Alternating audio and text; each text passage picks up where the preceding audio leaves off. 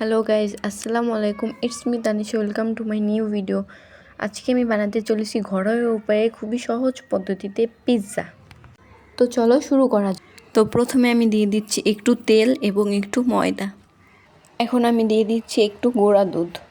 এখন আমি দিয়ে দিচ্ছি একটু পানি।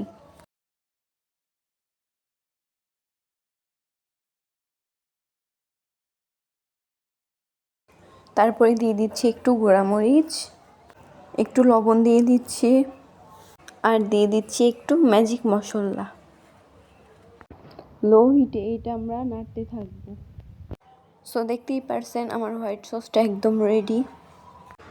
তো এইখানে আমি 1 কাপ পরিমাণ ময়দা, একটু চিনি, ইস্ট এবং একটু গুঁড়া দুধ তেল দিয়ে ভালোভাবে মিশিয়ে 2 ঘন্টার জন্য ডোটা রেস্টে রেখেছিলাম।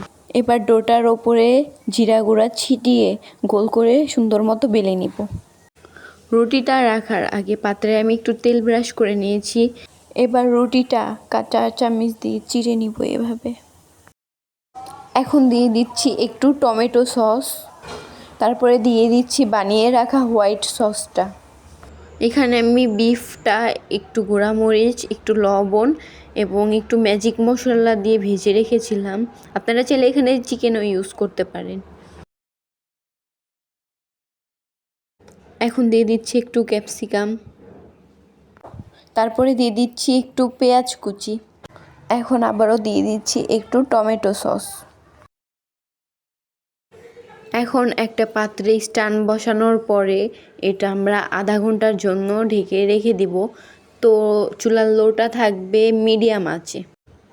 তো দেখতেই পাচ্ছ পিৎজাটা আমার হয়ে গেছে। এখন আমরা এটা নামিয়ে ফেলবো। তো দেখতেই পাচ্ছ আমার পিৎজাটা কত সুন্দরভাবে হয়েছে। তো আজকের ভিডিওটা ছিল এই পর্যন্তই। আমার পেজটা সবাই লাইক, কমেন্ট এবং একটা ফলো করে দাও। আল্লাহ হাফেজ সবাইকে।